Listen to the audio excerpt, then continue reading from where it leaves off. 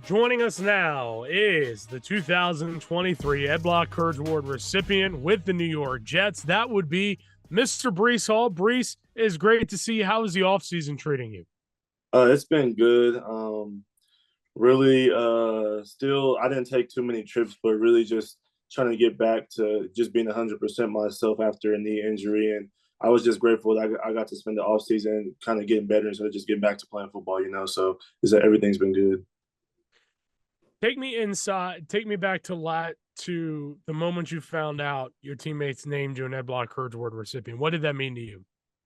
I was honestly surprised. I really wasn't expecting it. It was kind of towards the end of the season when I found out and everything. And, a lot of guys didn't know that I kind of stayed in New Jersey the whole off season and was doing my rehab. And I didn't really take any breaks. And for me, I kind of had to separate myself from kind of everybody for me to, be able to come back and be the type of player I wanted to be.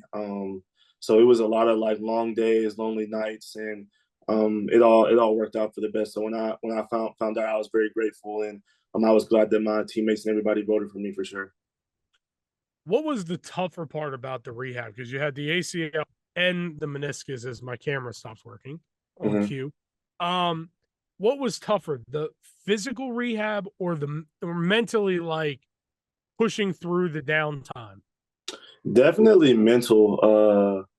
Just because like I kind of like I knew my knee was strong enough to do stuff, but there's times where like you're feeling your knee being it's just because of all the trauma from the surgery and everything, your knee gets sore a lot easier. Everything you do feels a lot different. So for me, it was just finding that confidence to make the same cuts and do the same moves and still push off and run the same as I used to. So that was kind of the most difficult thing. But once I stepped back on the football field for the first game, I was like, I kind of just had to say fuck it, just go, just go. That's all I had to think about, just go. When did you feel back this year? Honestly, I like throughout the whole season, like I felt like I was back, but I didn't feel like I was myself. So like I would say not even really compared to what I feel like now, not really even at all during the season. I was just getting back to being as best as I could, as healthy as I could, in order for me to help out the team as much as I could. So I was just blessed to be able to say that I played a big role for the offense and for the team this season. I was able to play 17 games and help my team whichever way I could. And let's talk about you get back week one you have a huge game against the Buffalo Bills, Yeah, including the 83-yard touchdown run, which I believe I'm checking just to make sure was the longest run of the season by a yeah, running back. yeah. Take me inside that play. What's going through your head? Honestly, I mean, I knew the defense kind of messed up. They left the corner on me one on one, and our offense, we messed up one of the blocks as well. So it was kind of a broken play, and I just kind of the offense blocked it up still really well. The O line blocked it up, the tight ends blocked it up really well, and was able to give me enough space. And I saw myself being one on one versus the corner, knowing that they didn't want to tackle me. So made him miss, and then made the safety miss, and it was off to the races from there. So I was surprised myself that I was still able to know to like showcase that speed, but I still wasn't back to what I was. So it was kind of like it's like, oh, that felt all right, but it still didn't feel like the same. So it was definitely good knowing that I was back, and it was a huge confidence booster. All right, I got to ask because I never had a rushing touchdown in my football career. What's it like when you get through and hey, I don't see a defender in front of me? What goes through your head? Yeah, I know your eyes are on the scoreboard a lot of times, but what's yeah. going through your head?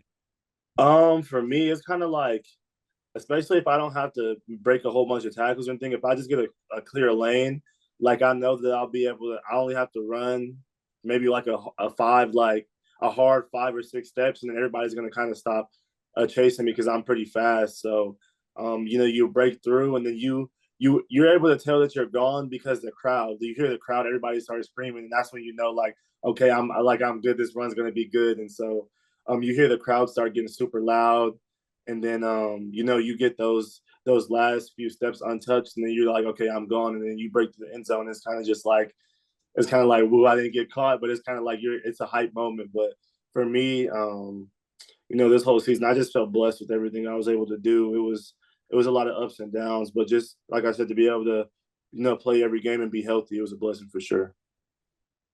You have a lot of ties in your family to football.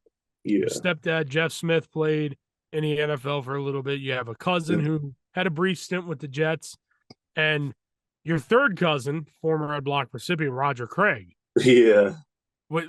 Did you kind of feel like you were destined for football? Honestly, no, because I was better at basketball growing up, and everybody thought of me like when they heard my name, they knew, oh, he's a basketball player. So, it kind of switched once I got into high school, and for some reason, I started to be way better at football than I was at basketball.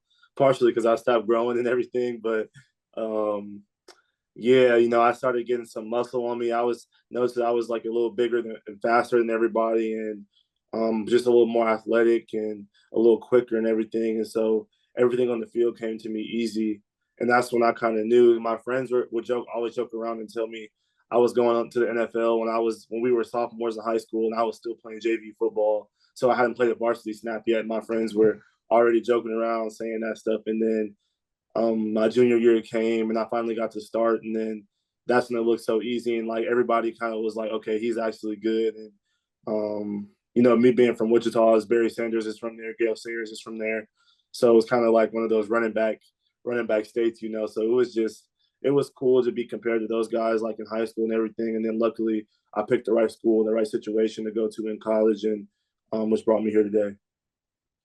I was going to say, how did Iowa State help you to get ready to play in the pros? Because the back before you was David Montgomery, so they're a running back factory. Yeah.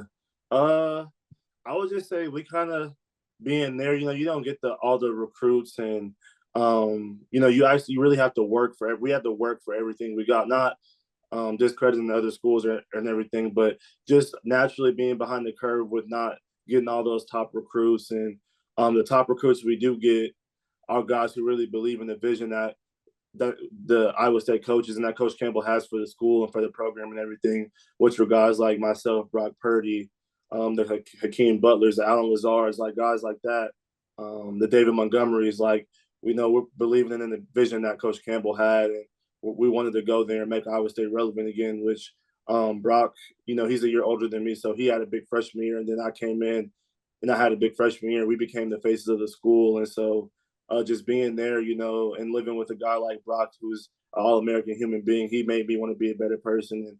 And being around Coach Campbell, who's a guy that's big on character and how you are outside of football, he helped me develop into being a man and growing up and being a better person as well. And then you get to the pros, and in your second year, I know you only played a couple snaps in the regular season, but then you get Aaron Rodgers as your quarterback.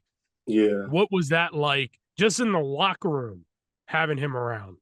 Yeah, just that whole lead up was crazy because we had Hard Knocks, and um, just throughout the whole offseason and everything, it was like, okay, Breece is coming back from his rehab. We got Aaron, we got Garrett and Sauce and the CJ Mosleys and everybody like that. So we were kind of like riding the high note. And before the game was crazy because, like I said, it was like my first game back.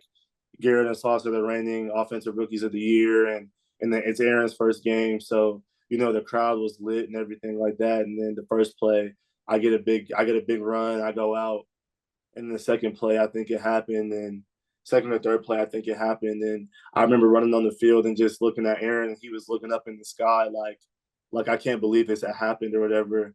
And then he goes on the ground. And I just remember I asked him if he was good, and he looked at me and just shook his head no. And I was like, damn, dude, this is crazy. And so we kept playing hard throughout the first half and everything. Went into halftime, and I feel like as much of a hit that was to us, that also boosted us to want to fight for our brother, our quarterback, and wanting to pull out that win for him. So it was definitely cool. It was definitely a bittersweet moment for sure. What was it like having Hard Knocks around during training camp?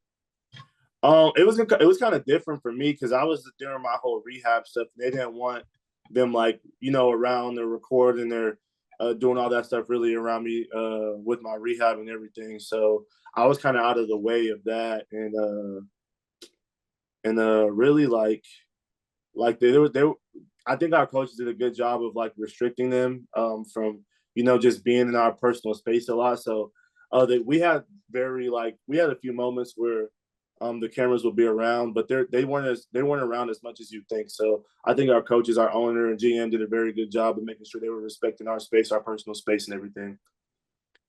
All right, we're gonna have some fun here. We always have questions from the kids from the various Courage houses Mm-hmm. submit questions. So this is the hard hitting journalism part of the podcast. Yeah. What was your welcome to the NFL moment? My welcome to the NFL moment. I say it didn't happen until my second year. Um, I think what happened. I think we were playing the Chargers, and I caught a screen, and like I turned around, and I didn't really have any time to make a move, and when James came and rocked me, like it like speared me. Luckily it didn't hurt that bad, so I got straight up, but he hit me pretty hard, and all you hear is a crowd let out a big like ooh and everything like that. So it was definitely that because guys are always headhunting, trying to make plays and everything, and so he definitely caught me slipping on that one. So I'd say that was my welcome to the NFL moment. And what is your first thought immediately afterwards? I was just like, damn, he got me. But then I was like, also, it's like after that, it's like, damn, I know my friends are about to be texting me about that and everything like that. So after the game, they were kind of just like making fun of me, giving me crap about it and stuff, which it was pretty funny. But that was definitely my welcome to the NFL moment. What is your favorite ice cream flavor? Cookies and cream every time. Yeah, that surprisingly, that's the answer I've gotten a lot. Is Yeah, cookies cookies and and cream. cream, easy. What is the go-to karaoke song? Either When I See You by Fantasia or Let Me Love You by Mario. Ooh, ooh, okay, Yeah, all right. yeah. We may or may not have to bring you back on at some point to test that I'll out. I'm just saying. Hey, I'm singing. I'm singing. I sing every day in the shower, every day when we're lifting weights after practice and everything. So I'm all for it. Well, hey, you know what? You're the first guy that hasn't dodged it. Kyle Pitts dodged it. He dodged it. I'm not gonna let him live that down. So I appreciate that. Yeah. What was your first big purchase when you got to the NFL? My first big purchase. What was my first big purchase? I think since we were in New York, so I think we just went to I think I went to the city with like a bunch of like Sauce and Jermaine and all our rookie class, and we just splurged like shopping and stuff. And like I look back at it now, and I'm like, I like now I wouldn't even like wear half of the stuff I bought. Is all like the designer overpriced like shirts and shoes and all this stuff that I thought was cool, and it's now it's like, oh, I didn't even need any of that. You know, I wanted to ask you, and I'll ask as a follow up. Was it a little bit of a culture shock for you because you grew up in Wichita, you played at Yeah, Iowa State, and then you get to the Jets, and you're in New yeah. York. Yeah, it was definitely different. Like Midwest people are really like polite and respectful, and they just kind of welcome me with open arms. And like people out here on the East Coast are more like stingy and like kind of like not selfish, but like they're like in their own little bubble and everything. So like notice how like people are kind of like they don't have that much etiquette like driving. They'll like force their way into their lane and won't let you over. Like people won't hold the door open for you or like little stuff like that. It's just like, okay, this is a lot different from where I grew up at and where I've been around. So yeah, it was definitely a huge culture shock. All right, Breece, I'm going to get you out of here on this. Bilal Powell came in your place because you were unable to attend. He Mm-hmm. said he was messing with you with his with your trophy a little bit. Uh, what did Bilal tell you? Because he did not show me what he sent you, but he sent you something messing with you. Oh, I forget. I forget. Oh god, it's at the facility. It's in my locker. Oh my gosh, I forget. I have to go look and send you a picture of it tomorrow. I have to send you a picture of it. I forget. Oh, I I I had forget. to I had to ask because he said I'm gonna mess with him. I said, all right, well, I hope this Yeah, is good content. yeah. It's in my locker. It's in my locker. Well, Breece, congratulations, and We wish you the best in 2024. Thank you. I appreciate you guys and all the support for sure.